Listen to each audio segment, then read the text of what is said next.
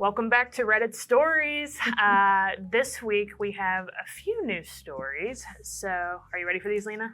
Maybe. Okay. Am I in the wrong for not using my brother as my real estate agent? What are your initial thoughts? Initial thoughts. I would be sad if my brother didn't use me, but I'm gonna guess maybe there's a good reason. Okay. I will do a disclaimer on these Reddit stories. The person that's writing it doesn't always share the full truth because sometimes they try to make themselves look like an integrator. So I'm going to keep that in mind. Human. They're human, right? But I don't know if that's the case for this particular person, Okay. but just moving forward, I always like to Yeah. remind people of that. So, am I in the wrong for not hiring my brother to be my real estate agent? My brother and I have been very close most of our lives. In fact, we currently live directly next door to each other. Okay, so they're really close. Okay. He must be terrible. Well, let's wait and see. He has a real estate license, but he is not a practicing agent. His broker is also not practicing, but keeps an active license. He doesn't even pay for access to the MLS because they aren't technically an operating firm. Nevertheless, in recent years, he made a good chunk of money because many of our friends and families purchased new builds. Okay, things are starting to connect a little bit more. And since they already found the house themselves, all he really had to do is slide in and sign his name. Boom, 3% commission. Okay, well, not exactly. Finding the house again, this much of what we do. Thank you. In fact, that's how I wound up getting my home. He made a commission off the purchase of the collective work hours on his part. I thought that was great at the time because why not let my brother cash in instead of someone I hardly know? Reasonable enough. Now I've been in the house for a few years and have since gotten married. Recently, my husband and I have been considering moving to a bigger place in preparation for starting a family. Since this time around, we would be needing to sell our current house on top of buying new, we'd figured we'd go with an agent that is currently active in this market and can offer us more experience. Makes sense. Maybe, we'll see. Well, we found our dream house much sooner than expected at an amazing price and rate. It happens to be a new build, and that's key here because those are the easiest ones for my brother to slide in on and collect commission. He found out and is mad at me for not including him. He asked me to pull back on the purchase and tell our current agent that we are going to use him now. I don't think that's fair after our current agent has done all the work. She found the house, she took us to view it, she negotiated for us, etc., and she'll be the one providing staging, professional photos, and open houses when we list our current home. So there's the more you were talking about. It's just not an option to fire her now. I understand that he feels like I cut him out when I had an opportunity to bless him, but at the same time, this is probably the biggest purchase I'll ever make in my whole life, and I need someone with all the right tools in my corner. Am I in the wrong? Well, I might not make friends saying this, but I don't think she's in the wrong. I want somebody who can do the best job for me. I want to do the best job for my clients. If that were me and I wasn't really practicing and my brother said, hey, I'm going to go buy a house and sell mine. Do you want to work for me? I would struggle to know that I'm probably not going to do the best job that he could get. I wouldn't want to take a commission and get him less for his home than maybe somebody who knows the market better if I'm not practicing. And if he's not practicing, he should kind of get over himself. There's a lot more to doing real estate than signing and letting Opening somebody doors. buy a new build. Because even new builds need realtors. Yes, they Like, do. I mean, I guess I would strongly suggest a Strongly realtor encourage. to keep you on track, to keep the budget in mind, to make sure it's inspected, to be able to negotiate. You might not have as much room, but there are things we can help with throughout the entire process. And we kind of look over the contracts and make sure everything is the way that our clients would want it to be and that they don't, get screwed. And we also have a separate set of eyes, right? Right. We're kind of, this is their biggest moment, right? They have the rose-colored glasses on them. We have a separate set of eyes that can tell them, oh, you need to really be looking for these things. Even in Right. like a regular house sale, but especially new construction, because you think, oh, it's going to be perfect because it's a new Exactly. build. And that's not always the case too. Yeah, it's Yeah. not the case. I sold a new build for somebody who got into a situation like that. He went in with no realtor, bought, and everything kind of went wrong for him. He was way over budget, ended up wanting to sell it before he actually got in, had to move in, and I sold it for him within 2 or 3 months of him living there. And the inspection that we had when we sold had a list of things. I mean, even the deck was in bad shape, and he'd been there Wow. for a couple of months, and there were multiple things. I mean, the builder fixed it, but those were things that he would have had to live with if he had stayed, because he didn't do any of the things that a realtor does. Right. So there's actually more context here too. More. Let's see if that changes our minds. So he was recently laid off from his job in sales, so that just adds another layer of frustration with me. Also, I'm not sure which way this will go, but please no trashing my brother. I love him so much, and he's a good brother. This is just a sibling spat, only looking for feedback on if I was in the wrong here. So, no, I don't think you're in the wrong. I think you still love your brother. I think that it's reasonable for you, especially when it's something this big of an investment in your life. Do what's best for you. Yeah. You didn't hurt him. You didn't take really the money out of his pocket. He's no better off or worse off than where he was before. And especially if he's not someone that's taking this as a career seriously, if I'm going to be investing that much money also into someone, because that's really what you're doing, I want to make sure it's the best person for me. Yeah. Yeah. And I get that additional layer of being laid off, but that also isn't her fault. Correct. And if he wants to jump into real estate full time, do that. Get with a broker who's actually practicing and start doing it, or give that up a little bit. Yeah. And quit expecting handouts, because that's what it sounds like. Right. To me, I mean, what an opportunity for you to actually like go and get educated and really go in on what this thing could be. Because if he was just making those steps, then maybe I might feel a little bit differently, but it doesn't sound like he is. Yeah. So Agreed. awesome. Next story. Okay. Let's see. Okay. Am I in the wrong for asking the couple viewing my house why they wasted our time? Well, there's not enough of a question there. I know. I gave you a little preview on this one a little bit. Let's see what we get into here. So my husband, 33, and I, 30 female, are selling our house that we purchased 8 years ago. We currently have it listed for $35,000 more than what we purchased it for due to all the renovations and upgrading that we did to it. Everything on the inside is brand new and was done within the last year and a half, with special order carpet, furnace, hot water tank, kitchen, backsplash going in just 2 months ago. Awesome. Sounds like they did a lot to the house. The only thing we didn't add to the home was a garage detached, as we chose to have a large backyard instead, although the electrical work is in place as well as permits should whoever purchases it decide to want to build one. We do have 2 parking stalls behind our house, though, on our property, not street parking. Okay.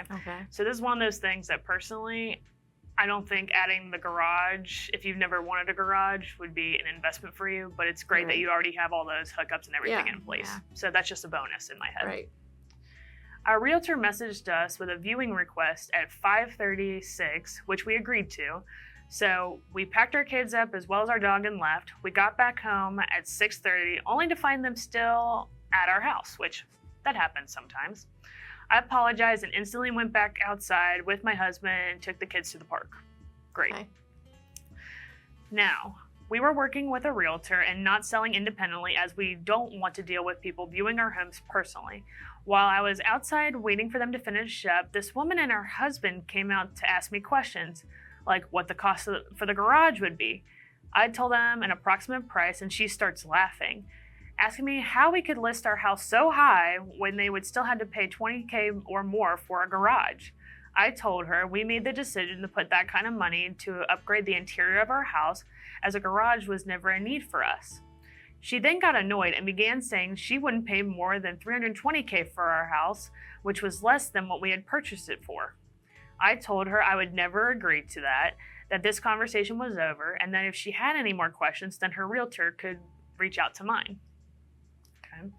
She began arguing with me again.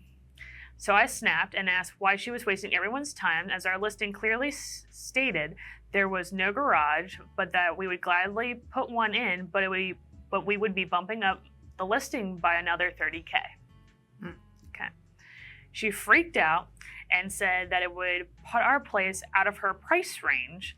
So I told her not to bother looking at places priced above her means and to get off of my property. She left crying because of how rude I was to her, and her husband called me a B. Okay. Her husband thinks I could have ended the conversation more eloquently, but I feel she crossed the line by questioning me in the first place. Am I in the wrong? Okay. So, A lot of thoughts, probably. a lot of thoughts. The first one that jumps out is strictly the realtor in me. It shouldn't have been put in the listing that they would add a garage, because then people are thinking garage. If you're selling it without something, don't say, but we could. Don't do that, because now you've got people looking for that and wanting more and thinking, well, we can probably get them to add that for this price.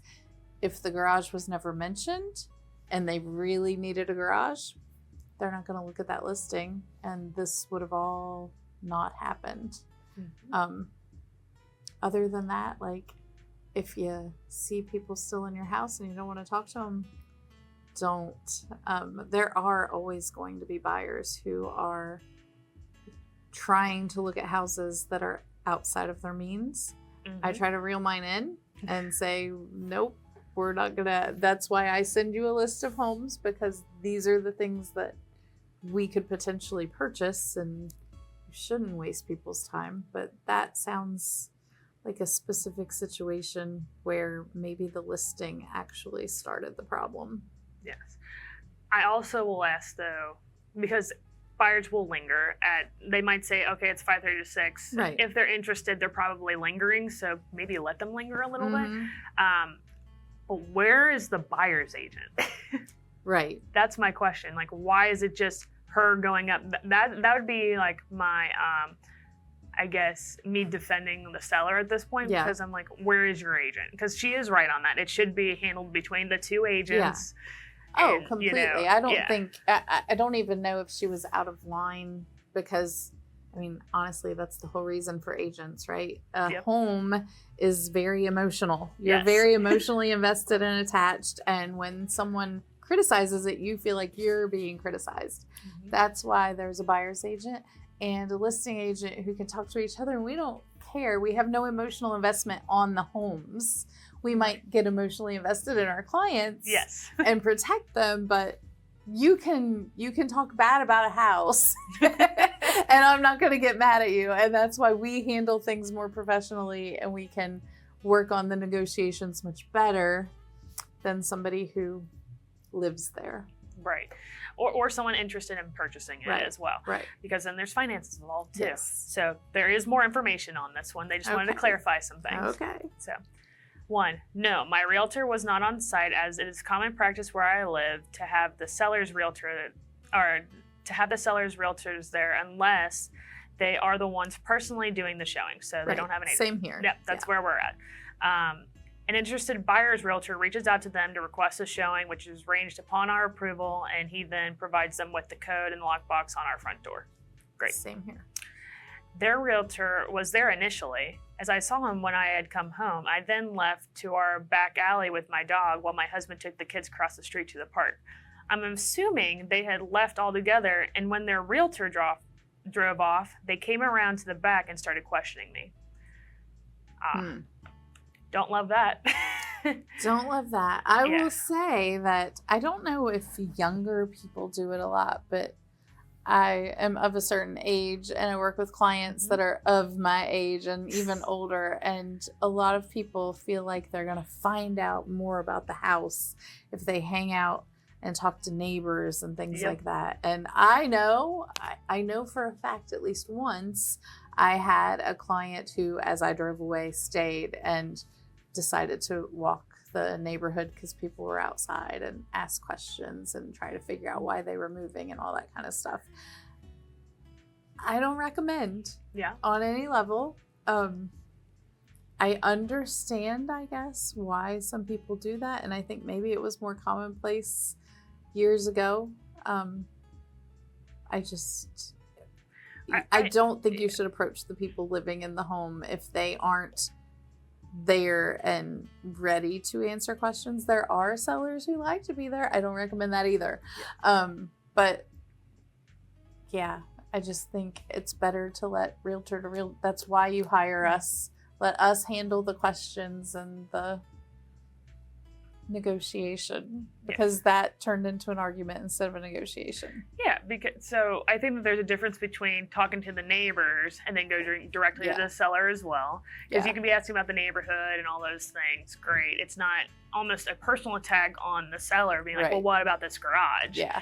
And honestly, for that buyer, even if they wanted to go back and purchase this property now, the seller probably isn't going to choose their offer. I think they totally shot themselves in the foot, at least a little bit, if they ever wanted to go and potentially buy this home. Yeah, you can't call each other names in the driveway and expect to work out a transaction. So, yeah. So, that's that one. We'll do one more. Okay. Am I in the wrong for firing my real estate agent after death in the family? Death in the realtor's family or death in the client's family? Just says death in the family.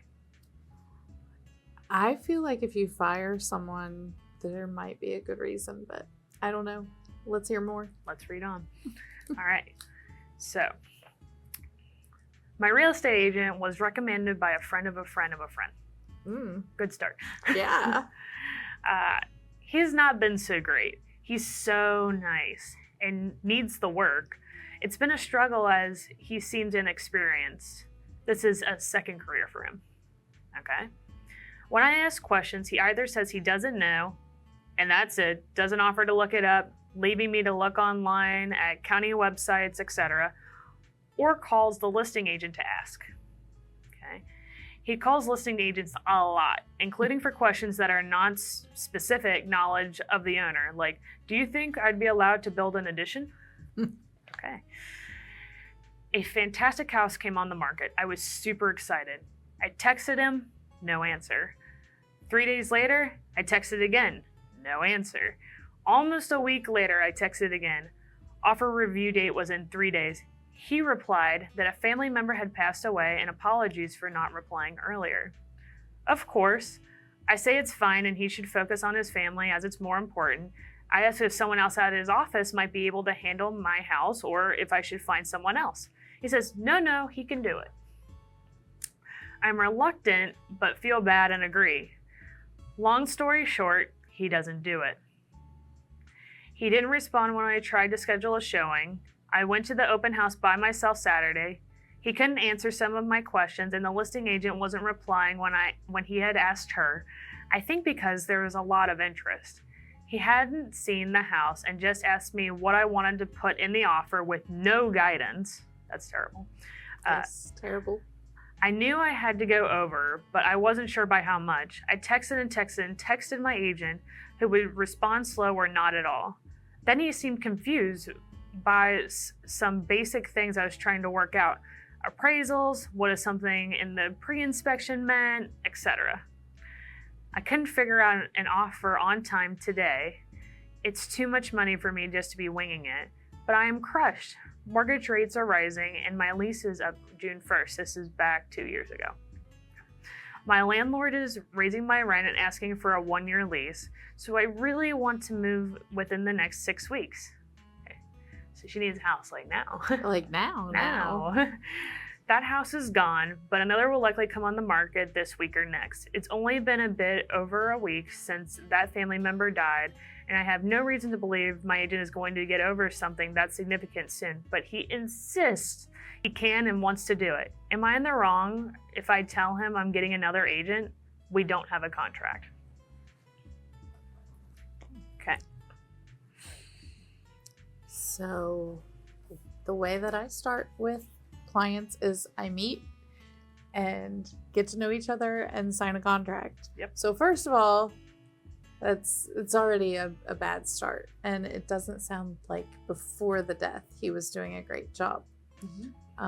It's also required now, so yeah, that's different. Back then it was not. The buyer agreement is required now, but aside from that, if he was not getting back with her and not answering questions and she doesn't sound like she was ever comfortable with him. So Right. It's not really fire him because someone died. Right. It's fire him because he's not doing a good job. And it's a serious thing to buy a house. It's the most expensive thing we buy. So no, I don't think she's in the wrong at all there. And I think he should use it as a learning experience. For sure. Get a mentor, talk about where do I learn these things, and don't just keep calling listing agents, because even when I was brand new, if I had a question, the listing agent wouldn't have been the one I went to. Correct. They're trying to sell the house and trying to do the best for the seller. They're not going to give... They're not going to help your buyer. Yeah. So you should have someone that you're working with, talking to, comfortable with, to ask if you're new. And if you're not new, then you should have worked hard enough by now to be able to answer a lot of those questions on your own and know who to call and help get answers. Now, do I always say, I can tell you this, or you can call here? Yeah, I don't want to be the one on the hook for all the information. Like if she wants to put in an addition on a house. Right, we don't have that authority. There's more that goes into that. I can help you with zoning and talking to the right people, but you need to be really comfortable with, can you do that, and what's that going to cost? But simple questions, you should be able to go to your agent and ask. So I would also fire him. Yes, agreed. I would also say some of those good people because maybe sometimes agents are watching this, right? Agents should go to maybe their broker, maybe you have a sales manager, a training support team, a more experienced agent that's at your company. Those would be the more appropriate people to go and ask those questions to, rather than someone else that's probably working for a different company or they have the seller's best interest. Yeah, when I say mentor, I mean somebody under your same broker who can help, or your broker, but they're busy. So if it's a simple question, probably another agent can help you with it. Yes. And what I would add on to this too, this is just my personal beef. They're texting a lot. Yeah. They're texting a lot. And so when I sit down, because I do the same kind of thing that you do, we sit down, we have a conversation. There's a passage in there that says, this is what I commit to you and what I'm going to do for you, and this is what my job is. There's also this is what I expect from you as well. So one, I always say texting should not be where our main source of communication should lie. Texting is reserved for, okay, well, I'm going to be 5 minutes late. Oh, sorry, I forgot my key. Like very quick things that are not urgent. Negotiating, talking about specifics of homes, actually big commitments, things like some of the things that we're talking about, especially like even an addition on a house. That should be an in-person or phone conversation. Yeah. I do have lots of clients, as I'm sure you do too, who prefer to text. Yes. I will say that there are some conversations that you can't text. I can put the details in and say, here are the details. As soon as you're free, call me and we'll talk about these details. Because sometimes people want some time to process it and want to see it written. And I understand that. I can send an email. I can do those things. But I always want to talk to you too. Yes, let's talk through what this actually means. Right. So 100%. That was where it just first went wrong for me. But the fact you're missing out on properties, they're not ready available for you. No. And if that was in 21 or 22 and You Yes. can't wait days to see a house. You Nope. still can't necessarily wait days to see a house. Especially not Maybe 3 here. or 4 at this point. Yeah, not here. You had to Yeah. be there at that hour, especially Yeah. in Northern Kentucky. You had to be there that hour. You were not getting that house. And then in addition, it sounded like she just hired him because she felt bad. Yeah. She's like, he's so nice and he needs the work. That's not the reason to pick your real estate agent. Very true. Yes. All right. Well, I think those are the ones we have for today. Okay. Stay tuned for next week. We'll be back with more Reddit stories. Nice.